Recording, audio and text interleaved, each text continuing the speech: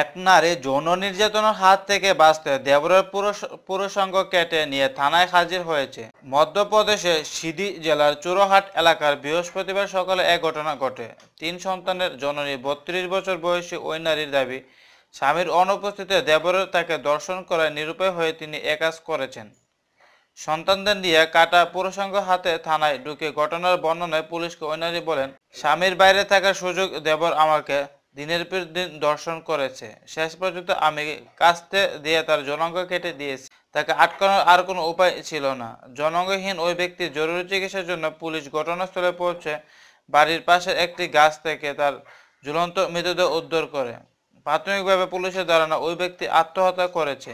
ওই নারীর স্বামী 700 মাইল দূরে মহারাষ্ট্রের নাসিকে থাকেন আর তিনি তার দেবরের সঙ্গে চুরহাট এলাকায় থাকতেন বলে জানিয়েছেন দ্য ইন্ডিপেন্ডেন্ট। স্থানীয় গণমাধ্যমকে সিধি এসপি আবিদ খান বলেন, নারীটির বিরুদ্ধে হত্যা চেষ্টার অভিযোগ আনা হয়েছে।